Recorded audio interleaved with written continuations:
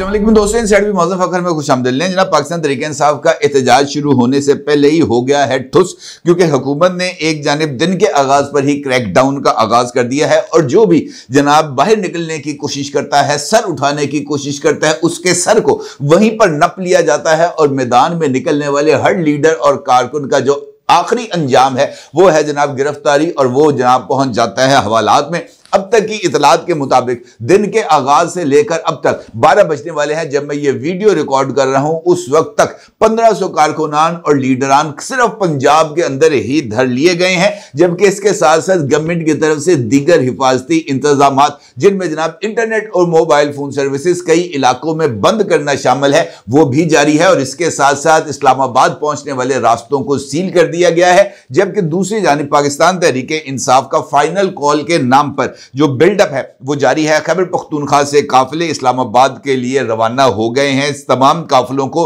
Swabi interchange पर जमा होने की जो है वो हदायत वो कर दी गई है और काफिले सवाबी इंटरचेंज पर जमा भी हो रहे हैं। अली अमीन गंडापुर साहब जो कि वजीर आला हैं खैबर पख्तूनख्वा के, वो इन तमाम काफिलों को सवाबी इंटरचेंज से लीड करेंगे और उसके लिए टाइम जो मुकर्रर किया गया है वो आज दोपहर 3 बजे का है। 3 बजे जब ये आप वीडियो देख रहे होंगे उस वक्त तक अली अमीन गंडापुर साहब मुमकिन तौर पर काफिलों को लीड करते हुए इस्लामाबाद की तरफ रवाना हो चुके होंगे। पाकिस्तान तहरीक इंसाफ ने इस मर्तबा फिर इस्लामाबाद पहुंचने और डी चौक तक पहुंचने की जो जिम्मेदारी है वो अली अमीन गंडापुर साहब को दे दी है, जबकि हिकमत अमली में एक खौफनाक यू टर्न लेते हुए पाकिस्तान तहरीक इंसाफ के तमाम कारकुनान और तमाम जो रहनुमा हैं जिनका ताल्लुक पंजाब के दीगर इजला से है उनको यह हदायत कर दी गई है कि जनाब अगर आपके रास्तों में रुकावट डाली जाए तब आपने अपने मुतल्लका इजला में ही एहतजाज करना है और रास्ते खुलने का इंतजार करना है। इसका मतलब यह है कि यह जो बिल्डअप किया जा रहा है इसको मंतकी अंजाम तक पहुंचाने की जिम्मेदारी स्वीट बॉय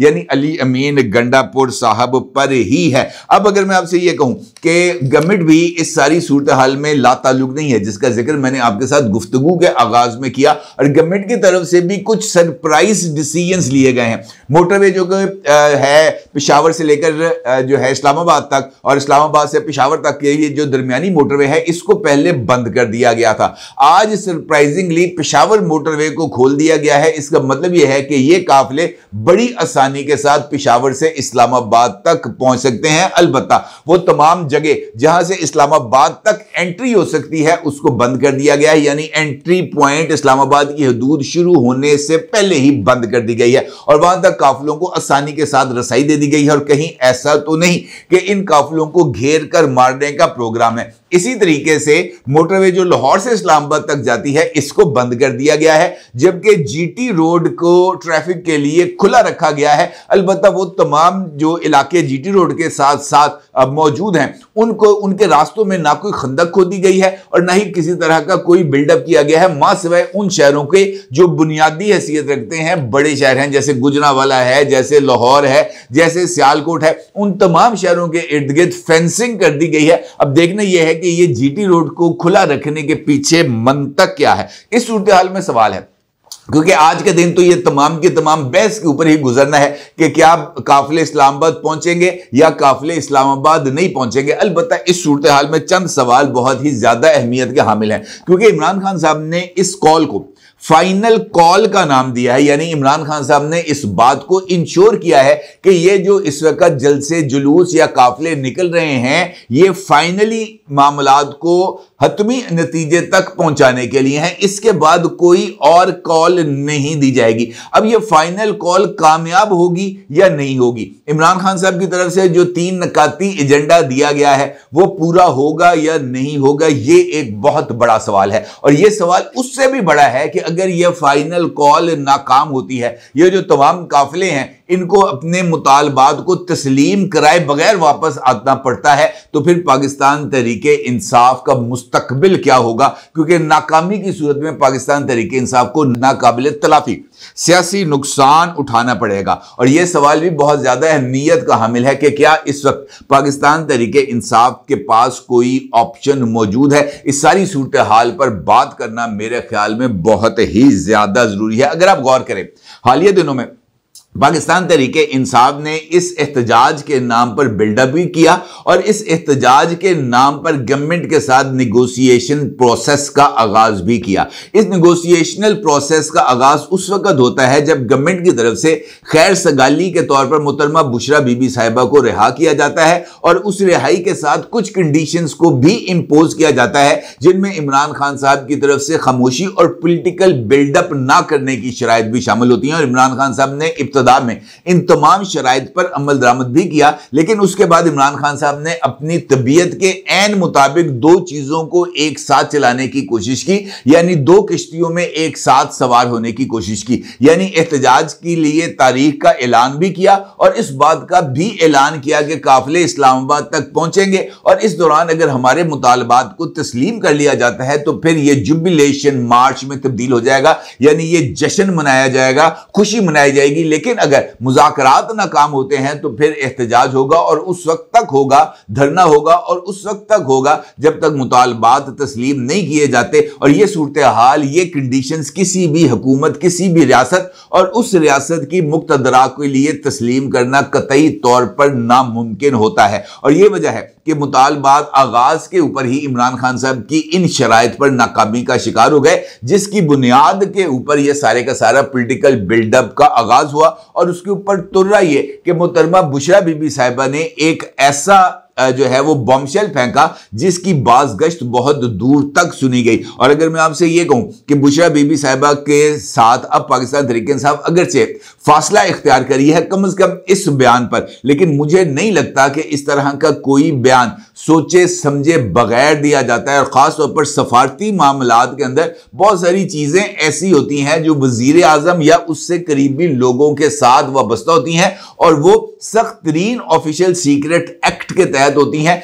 एक ओथ के ताबे होती हैं। इमरान खान साहब ने चूंकि एक ओथ लिया हुआ है, लिहाजा वो अंडर ओथ होते हुए अहम तरीन हुकूमती मामलात को अपनी ज़ौजा के साथ भी शेयर करने के पाबंद नहीं। लेकिन अगर उन्होंने ये तमाम चीजें अपनी अहलिया के साथ शेयर की हैं तो ये भी ऑफिशियल सीक्रेट एक्ट की खिलाफवर्जी है। और बुशरा बीबी साहिबा ने अपने वीडियो बयान में एक अहम तरीन, हसास तरीन मामले पर इशारा करते हुए उन तमाम कॉर्नर्स को एक पैगाम देने की कोशिश की है कि मेरी नजर में कि आप इस चीज को इब्तदा समझें और अगर आपने इस इब्तदा के ऊपर भी पाकिस्तान तहरीक इंसाफ के लिए कोई खिड़की या दरवाजा नहीं खोला तो फिर इससे बड़े मामलात के ऊपर भी बात की जा सकती है। और मेरा यह ख्याल है कि बुशरा बीबी साहिबा ने जिन कॉर्नर्स तक पैगाम पहुंचाने की कोशिश की है वो पैगाम वहां तक पहुंच चुका है और उस पैगाम के जवाब में यह सारा बिल्डअप हो रहा है जो इस बात की तरफ इशारा कर रहा है कि जो भी घर से निकलेगा वो पिटा भी जाएगा, चुका भी जाएगा, मुकदमे भी उसके ऊपर दर्ज होंगे और वो जेल में जाएगा। इसका मतलब यह है कि ये दो चीजें आमने सामने हैं, ब्लैकमेलिंग भी है और रियासती ताकत भी है। और ये दोनों चीजों का अगर एक दूसरे के साथ मुकाबला होता है तो ये वाज़ेह पैगाम है कि इमरान खान साहब के मुतालबात के ऊपर किसी भी सूरत सर नहीं झुकाया जाएगा। अब अगर आप इमरान खान साहब के 3 मुतालबात देखें, इमरान खान साहब का पहला मुतालबा है कि उनको रिहा किया जाए और दूसरा उसका हिस्सा है कि बाकी सियासी जमातों या बाकी सियासी पॉलिटिकल लीडरशिप को भी रिहा किया जाए। और इमरान खान साहब इस बात का इजहार कर चुके हैं कि जब उनके खिलाफ मुकदमे में इस्लामाबाद हाई कोर्ट से जमानत आई थी तो यह वो मौका था कि इमरान खान साहब को रिहा कर दिया जाता, लेकिन उनको रिहा ना करना इस बात की तरफ इशारा है कि अभी भी एस्टैब्लिशमेंट उनके बारे में कुछ ज्यादा नरम रवैया नहीं रखती और इसीलिए यह एहतजाज किया जा रहा है। यानी इमरान खान साहब के लिए जो एहतजाज है वो इसी वजह से है कि उनको अडयाला जेल से रिहाई मिली और अली अमीन गंडापुर साहब ने भी अपने हालिया वीडियो बयान में इसी बाबत बात की है कि इमरान खान साहब को रिहा किया जाए। दूसरा इमरान खान साहब का मुतालबा है